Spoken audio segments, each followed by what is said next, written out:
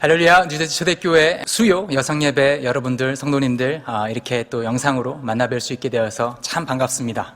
3년, 4년 된 것 같은데요.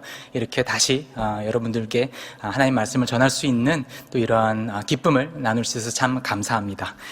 앞으로 그 선교지 모로코에 대한 소식은 저희가 조금 더 전할 수 있을 기회가 있을 것 같아서 오늘은 여러분과 함께 어떤 메시지를 나눌까 고민하다가 모로코에서 하나님께서 저와 또 저희 가정에 굉장히 기본적인 저희들 안에 신앙의 문제들을 다루셨던 것들이 몇 가지가 있는데 그 중에 하나, 기쁨에 대해서, 사역의 기쁨, 성도의 기쁨에 대해서 주님께서 다루셨는데 그 부분을 여러분과 나누고 싶습니다. 마태복음 5장 1절에서 3절까지 여러분들과 나눴고요. 너희는 행복하다라는 제목으로 여러분들과 말씀을 나누기 원합니다. 아시다시피 모로코에서 저희는 지난 한 4년 동안 사역을 해왔습니다. 그리고 모로코에서 저희가 장기적 비자를 받기 위해서 무조건 거기서는 사업체를 이루어야 하고요. 하나님께서 여러 길들을 열어주셔서 지금 그곳에서 작은 기공소 하나를 열어서 지금 비자를 받고 그 땅에 하나님의 교회를 세워가는 일들을 하고 있습니다. 네, 여러분, 기공소에서 일을 하다 보면요, 이제 기공소 기계를 다루게 되는데, 기공소 기계가 물건을 깎을 때 항상 먼저 하는 일이 있습니다. 무엇이냐면은, 물건을 깎아라! 라고 플레이 버튼을 누르면 항상 이 칼날은 원점을 찾아갑니다. 원점을 찾아가서 그 원점을 찍은 이후에, 그 다음엔 자기가 가야 할 길을 찾아 나섭니다. 이 원점이 제대로 된다면 나머지 깎아지는 기공물들도 깨끗하게 깎아질 것이지만 원점이 제대로 지키지 않는다면 기공물은 실패에 다다르고 맙니다. 우리의 믿음의 원점이 무엇일까? 이 부분을 고민해 보고 싶습니다. 우리의 믿음의 원점이 무엇인가? 우리가 이것을 묵상하며 우리가 원점을 매일 아침 찍을 수만 있다면 하나님께서 우리에게 원하시는 성도의 삶을 우리가 잘 살아낼 수 있지 않을까 하는 고민을 해보았습니다. 마태복음 5장을 저희가 대하고 있습니다. 성경학자들은 마태복음 5장의 산상수훈 이 말씀을 왕국 선언서 또는 Declaration of Kingdom이라고 표현을 합니다.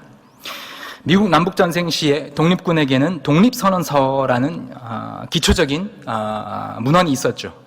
사회주의로 유명했던 카럴 막스도 Communist Manifesto라는 문서를 기초로 자신이 추구하고자 했던 것을 설명했습니다. 실제로 마태복음 5장에서 예수님의 산상수훈은 앞으로 예수님께서 추구하시고자 하는 내용들이 모두 다 들어가 있습니다. 4장까지 제자들을 두루 모으시고 이제 8장으로부터 본격적으로 시작되는 공동체적 사역을 앞두신 예수님께서 5장부터 7장까지 어떻게 보면 오리엔테이션을 하고 계신다라는 것이죠. 저도 그렇고 아마 여러분도 그렇고 여러 가지 유형의 오리엔테이션을 많이 접해 보셨을 것입니다. 선교사들은 새로운 선교사들을 위해 오리엔테이션을 엽니다. 직원들은 또 회사의 가치와 방향성에 대한 오리엔테이션을 듣습니다. 그런데 오리엔테이션에서 나누어지는 그곳에서 그 오리엔테이션이라는 시간 안에 나누고자 하는 많은 내용들은 참 많이 함축되어 있습니다. 수년간의 경험을 바탕으로 중요한 것들을 모아놨다라는 것인데 문제는 오리엔테이션을 들을 적에는 그 내용들이 어떤 의미인지 어떤 가치가 있는지 잘 파악하지 못한다라는 거예요. 우리가 직접 그 삶을 경험해 본 후에 오리엔테이션의 가치가 드러나게 되어 있습니다.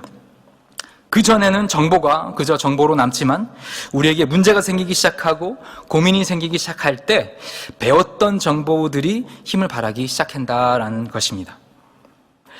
오늘 산상수훈 앞부분 예수님께서 강력하게 호소하시는 팔복의 중심적 메시지는 복입니다. 또는 행복이라도 우리가 부르고 있습니다. 또 다른 말로는 기쁨이 되겠죠. 기쁨이 우리의 모든 하는 일과 사역의 기초반석이 된다라는 것입니다.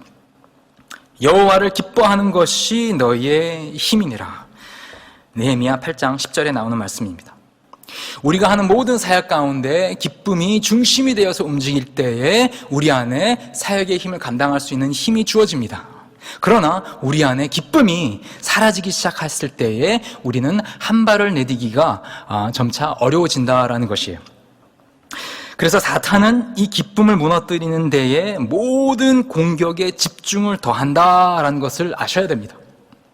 교회가 하나 됐을 때에 기쁨이 있습니다. 그렇지 않나요?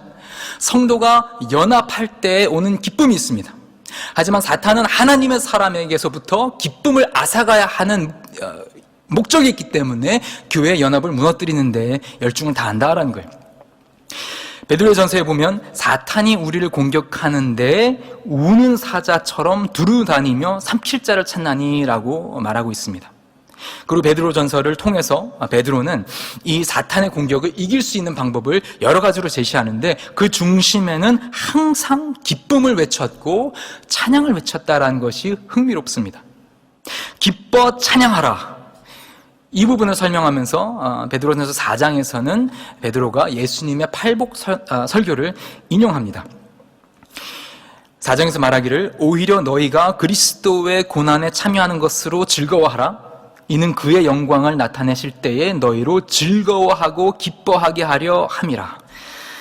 너희가 그리스도의 이름으로 치욕을 당하면 복 있는 자로다. 영광의 영 곧 하나님의 영이 너희 위에 계심이라. 아멘. 자, 오늘 여러분들과 함께 나누고자 하는 말씀의 중심에는 기쁨의 회복이 있습니다. 여러분, 우리가 교회 사역을, 선교 사역을 우리가 계속해서 신실하게 우리가 순종해 나가려면 꼭 필요한 것이 교회 안에, 사역 안에, 성도 안에 기쁨입니다.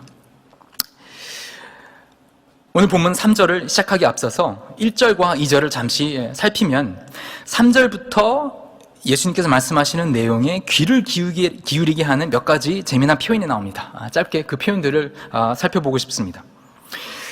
1절에 보니까 예수께서 무리를 보시고 산에 올라가 앉으시니 제자들이 나온지라 라고 되어 있습니다.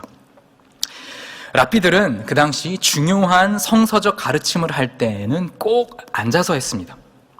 의식적인 일들을 지시하거나 설명할 때는 서서 또는 돌아다니면서 일들을 보았지만 중요한 결정이나 가르침은 항상 앉아서 했다라는 거예요. 예수님께서 산 중턱에 앉으셨다라는 것은 이제 중요한 말씀을 하시겠다라는 제스처이며 이제 제자들이 그것을 보고 예수님 앞으로 나왔다라는 것입니다. 두 번째로 나오는 표현이 뭐냐면은 입을 열어 가르쳐 이르시되라고 되어 있습니다. 재미난 표현입니다. 입을 열어 가르쳐 이르시되. 당연히 입을 열어서 가르쳐야지. 어떻게 보면 어떻게 입을 닫고 가르치겠습니까?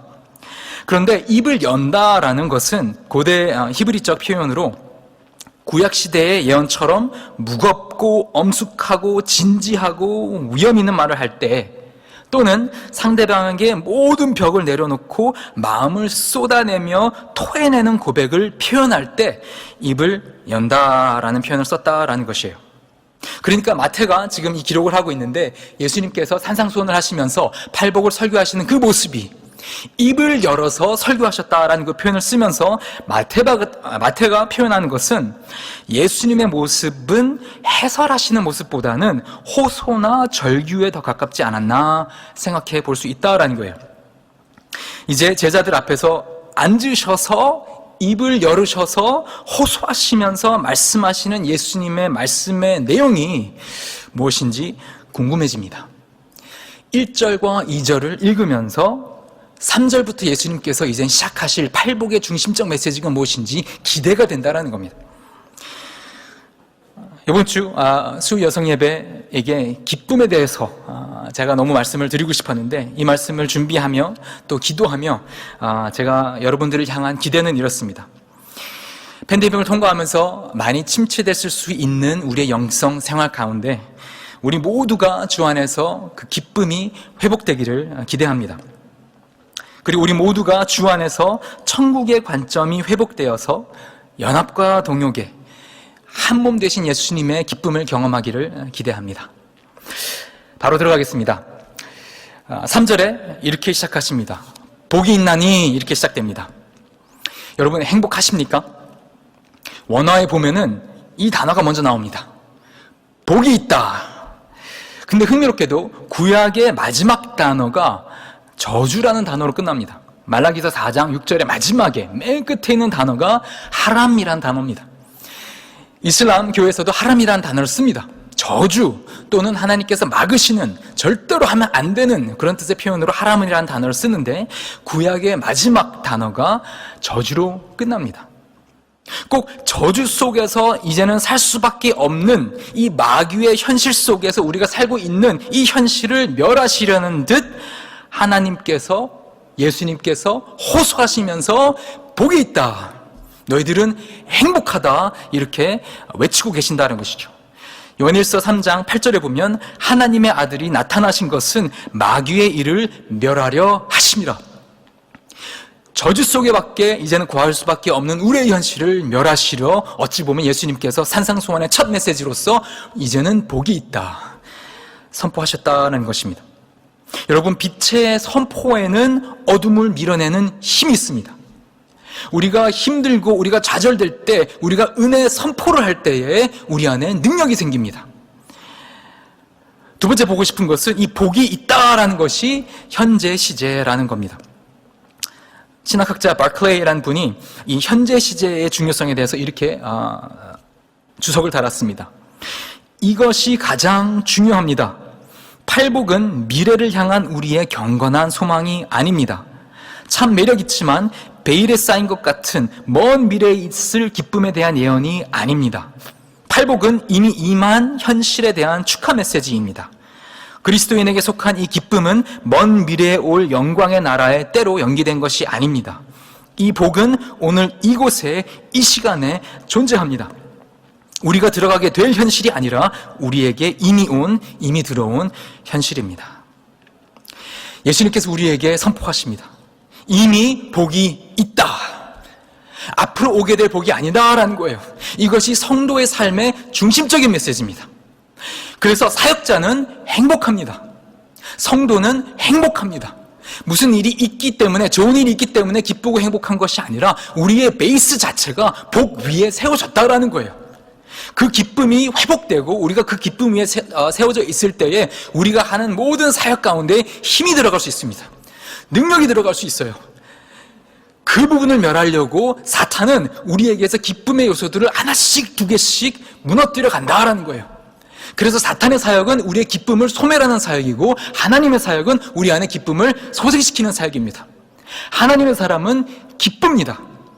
복음 안에 우리는 기쁠 수밖에 없습니다. 절대 흔들리지 않는 하나님의 이 복이, 이 기쁨이 여러분들과 함께 하시기를 주님의 이름으로 축복드립니다.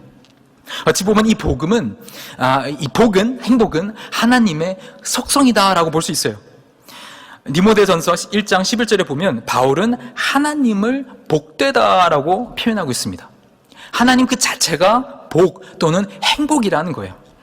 그러면 이 복은 상황이 흔들 수 없는, 불행한 일들이 뒤집을 수 없는, 어제도 오늘도 앞으로 영원토록 복되신 하나님께서 우리 안에서 이루시는 복이라는 겁니다. 요한복음 16장 22절에 말씀하시죠. 내가 다시 너희를 보리니 너희 마음이 기쁠 것이요 너희 기쁨을 빼앗을 자가 없으리라. 우리 믿음 생활의 중심은, 기반은 기쁨입니다. 그리고 주님께서는 이 기쁨을 주님의 백성들 가운데서 이루십니다.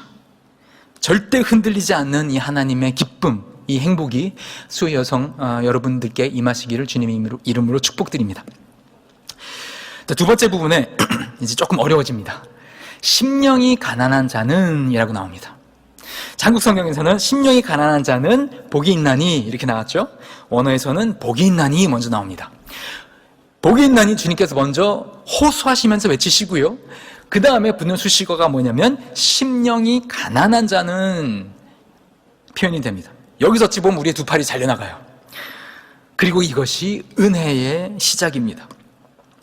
예수님 시절 가난이라는 단어가 두 가지가 있었어요. 가난하다, 불쌍하다라는 것을 표현한 단어가 두 가지였는데, 첫 번째는 일을 해서 돈을 벌어서 열심히 먹고 살아야 하는 자들을 가난하다라고 표현했습니다. 어찌 보면은 직장을 가지시고 열심히 일하시는 여러분들이 가난하다라고 표현될 수 있는 거예요. 내 손으로 땀을 흘려서 일하는 모든 사람들을 가난하다라고 표현했습니다. 그리고 두 번째로 땅에 엎드려지다라는 뜻으로 절대적 가난을 표현하는 단어가 있었습니다. 오늘 도움을 받지 못하면 내일 죽을 수도 있는 결핍을 표현합니다. 예수님께서는 팔복에서는 이 두 번째 단어를 사용하십니다. 어찌 보면 너무나 역설적일 수 있고 반문화적일 수 있고 반사회적일 수 있어요, 예수님의 이 표현이. 하지만 진리입니다. 무엇이냐면은 우리가 열심히 일해서 돈을 벌어서 열심히 노력해서 얻을 수 있는 복이 아니라는 거예요. 그런 부류의 가난을 통해서 우리가 얻을 수 있는 복이 아니라는 겁니다. 복이 있는 자는, 누가 복이 있냐? 심령이 가난한 자는 복이 있는데, 이 가난하다는 것이 우리가 열심히 일해서 들어갈 수 있는 그런 부류의 가난이 아니라 엎드려졌을 때에 우리의 두 발이 다 잘려나가서 내가 오늘 도움을 받지 못하면 절대로 살아나갈 수 없는 그 상태까지 갔을 때에 그 사람이 복이 있다라는 거예요. 우리의 열심을 통해서 우리가 열심히 돈을 벌어서 이룰 수 있는 가난이라면, 그래서 그 부류의 일로 우리가 얻을 수 있는 기쁨이라면, 이 기쁨은 완전히 세상적이다라는 거예요. 우리가 성공할 때 존재하고 우리가 실패할 때는 사라지는, 우리의 인지도나 영향력이 상승할 때 존재하고 우리가 잊혀질 때 사라지는, 우리가 칭찬받을 때 존재하고 우리가 질타받을 때 사라지는, 또는 우리가 건강할 때 존재하고 우리가 약할 때 사라지는, 이런 부류의 복을 행복이라고 정의하는 세상의 악을 멸하시려고 예수님께서 호소하시면서 말씀하시는 것이 무엇이냐? 복이 있나니 심령이 가난한 자는.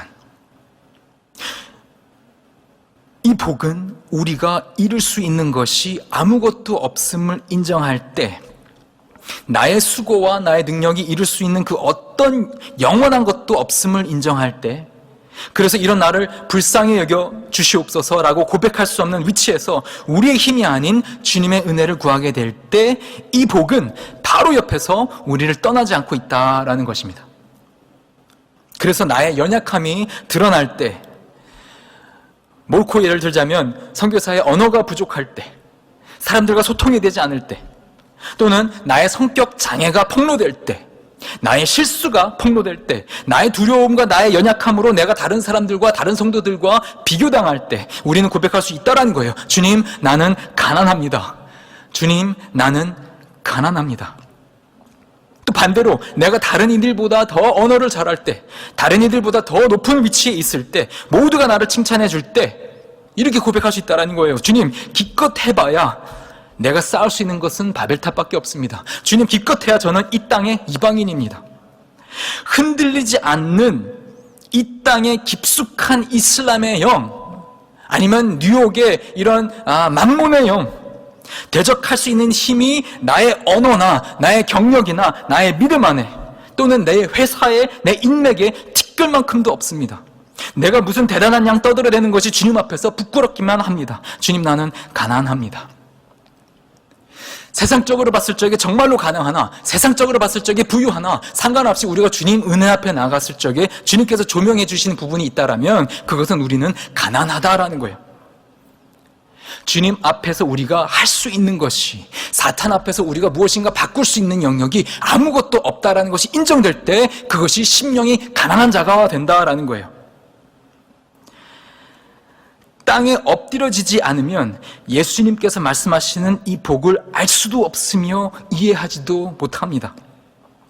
하지만 이 복을 이해하고 경험한 자들에겐 심령의 가난함 속에서 오히려 찬양과 찬미가 올라온다라는 거예요. 그것이 베드로전서에서 베드로가 이제 앞으로 극심하게 고난을 당하게 될 교회 앞에 한 권면이었고, 어떻게 우리가 하나 될 수 있으며 어떻게 우리가 고난 이겨낼 수 있는가, 기뻐하며 찬양하나라는 말씀이 있었다라는 거예요. 예레미야도 마찬가지입니다. 많은 눈물이 많았다라는 선지자도 그 선지서를 읽다 보면 기뻐하고 찬양하는 모습이 많이 나옵니다. 그럼 어떻게 우리가 그럴 수 있을까? 어떻게 우리가 고난 가운데, 극심한 가난 가운데, 내가 할 수 있는 일이 아무것도 없는 가운데 어떻게 우리는 주님께 찬양하며 기뻐할 수 있을까? 저는 그것을 천국의 소망으로 봅니다. 천국이 그들의 것이며 심령이 가난한 자는 복이 있나니 천국이 그들의 것이며, 이것이 이유입니다. 모로코에 유세프란 친구가 있습니다. 유세프란 친구는 나이가 25살밖에 안 됐어요. 근데 눈에서 피가 나오는 병이 있습니다. DNA가 잘못되어서 나오는 병이라고 하는데 25살밖에 안 됐지만 한 눈이 이미 실명이 되었고 다른 한 눈은 나이가 40살 됐을 적에 실명이 될 거다라고 합니다. 하나님의 기적이 있지 않은 이상 이 친구는 실명이 될 것입니다. 두 눈 다 나이가 40이 됐을 적에는 다 멀게 될 것이고, 그래서 의사들은 이 친구에게 지금부터 장님으로서 살아가야 할 준비를 하라라고 말하고 있습니다. 계속 눈에서 피해가 나오기 때문에 이 친구는 휴지를 들고 다니면서 눈을 닦습니다. 극심한 가난 가운데 있기 때문에 이 친구는 아침에 일찍 공사터에 나가서 지게를 짊어지고 사람들이 그 지게에 벽돌을 30장, 40장 올려주면 그 어두운 곳에 안 보이기 때문에 벽을 짚고 올라갔다 내려갔다를 반복을 합니다. 그리고 나서 하루 버는 것이 3불, 4불 이렇게 법니다. 너무나도 가난하게, 하지만 장애인이기 때문에 돈을 벌 수 없는 상황 가운데 살아가고 있는 이 친구 유세프는 하나님을 매우 사랑합니다. 그리고 이 친구가 저에게 고백했습니다. 갈렙 형제님, 내 마음속에는 걱정과 근심과 원망이 1도 없습니다. 1g도 없다라고 표현을 했어요. 그래서 제가 물어봤습니다. 유세프, 어떻게 너의 마음에는 지금 나이가 25밖에 안 됐고 앞날이 창창한데 나이 40이 됐을 적엔 두 눈이 다 멀 것이고 가족이 있고 가난하고 이 가운데 어떻게 너의 마음에 근심, 걱정, 원망이 1도 없을 수 있니? 이 친구가 대답합니다. 성경에서 이런 말씀이 있다라고 들었습니다. 첫 번째, 주님께서 나를 만드셨고 나를 이 모습 그대로 만드셨으며 나를 좋다, 나를 완벽하다라고 부르셨다라고 합니다. 주님께서 나를 이 모습 그대로 만드셨기 때문에 나는 아름답습니다. 그래서 나는 내 이 모습 그대로가 기쁩니다. 자랑스럽습니다. 그것이 첫 번째입니다. 두 번째는 성경에서 말하기를 주님께서 내가 언제 태어날지, 몇 날 몇 시에 태어날지 알고 계셨으며 내가 몇 날 몇 시에 죽을지 주님께서 확실히 알고 계시며, 그리고 그 첫날부터 나의 마지막 날까지 주님께서 나를 고아로 내버려 두지 아니하시며 나와 항상 함께 하시겠다 하신다고 저는 들었습니다. 그렇기 때문에 저는 걱정하지 않습니다. 주님께서 나와 함께 하시기 때문에, 그 약속에 소망이 있기 때문에 이 모든 일이 끝나고 나는 예수님과 함께 나의 생을 살아갈 것이기 때문에 나는 내 마음속에 제 1의 걱정도 없습니다. 어떻게 우리는 심령이 가난한 가운데 행복할 수 있을까? 오늘 예수님께서 호소하시면서 선포하시는 말씀의 답이 무엇이냐? 천국이 우리 것이기 때문에 그렇습니다. 극심한 가난은 우리의 삶의 관점을 오늘에서 천국으로 바꿔줍니다. 내가 할 수 있는 일에서 주께서 하실 수 있는 일로 관점이 바뀝니다. 또 내가 할 수 없는 일에서 주께서 하실 수 있는 일로 관점이 바뀝니다. 이 관점의 전환은 우리의 삶을 바꿉니다. 예를 들어서 히브리 혈통으로 태어나야지만 하나님의 백성이고 온 세계를 하나님의 나라로 만들기 위해서, 웃기게 들릴 수 있겠지만은 자녀를 많이 낳아야만 하는 신학으로 채워졌던 구약의 이스라엘 백성들에게 예수님께서는 십자가를 통한 믿음으로 이제는 모든 사람이 이스라엘 백성이라 칭함을 받게 되는 비밀을 풀어주셨다라는 거예요. 나의 관점은 너무나도 편협적이고 좁았지만 예수님께서 우리의 비전을 넓혀주실 적에 우리의 관점이 내가 할 수 있는, 나의 근육을 할 수 있는 일에만 초점을 맞추다가 나의 팔이 잘려나가고 주님께서 하실 수 있는 일을 보게 될 때에 우리의 심장은 뛸 수밖에 없습니다. 그 가운데 기쁨이 되살아납니다. 그리고 그 가운데 나 혼자 이제는 못하기 때문에 주님께서 보내주시는 많은 사람들과 연합할 수 있게 된다라는 것입니다. 나와 상관없이 예수님의 업적으로 나는 오늘 죽어도 오늘 망해도 천국 시민권을 박탈당하지 않는다. 이 천국의 복음이 우리 마음속에 얼마만큼 자리 잡고 있느냐, 이것이 우리가 수년 전에 한 번 듣고 까먹어져 버리는 것이 아니라, 한 번 듣고 졸업하는 것이 아니라 우리가 죽을 날까지 이 천국에 대한 소망이 더 깊어지면 더 깊어지고 더 커지면 커져야 되는데, 이것이 잊혀지게 될 경우에 우리의 믿음도 약해질 수밖에 없다는 거예요. 우리의 기쁨도 약해질 수밖에 없습니다. 저희 딸이 이제 10살이 됐습니다. 모로코에서 학교를 다니는데 코란을 배우고 이슬람을 배우고 있습니다. 그래서 그 종교 수업만 되면은 종교 선생님이 저희 딸 공격을 많이 합니다. 하지만 감사하게도 저희 딸은 거기에 눌리지 않고 질문을 하고 답을 하고 합니다. 그 가운데 희서를 지켜보는 주변 친구들이 있겠죠. 그 친구들이 희서에게 와서 이런 말을 했다고 합니다. 희서야, 너는 선생님이랑 그렇게 논쟁하고 너 크리스천이어서 이렇게 지옥 가면 어떡하려고 그러니? 그때 희서가 친구들에게 대답했다고 합니다. 깜짝 놀라며 내가 지옥을 간다고? 아니야, 그거는 불가능해. 성경에서 보면은 예수님의 이름을 믿는 자들은 무조건 천국 간다고 돼 있어. 그리고 나는 예수님을 믿어. 그렇기 때문에 나는 내가 어떤 실수를 해도, 내가 얼마만큼 부족할지 모르지만 나는 무조건 천국에 갈 수밖에 없어. 도리어 나는 니네들이 불쌍해. 이 말을 저에게 해주면서 희서가 눈물을 흘렸습니다. 친구들이 놀려서가 아니라 이 친구들이 정말로 불쌍했나 봅니다. 천국을 향한 소망은 아이들에게 이 메시지가 처음 전해졌을 적에 오는 감격에서 끝나는 게 아닙니다. 천국의 소망이 클수록 우리의 오늘의 생활이 기쁠 수 있습니다. 우리 오늘의 믿음의 생활이 능력 있을 수 있다라는 것입니다.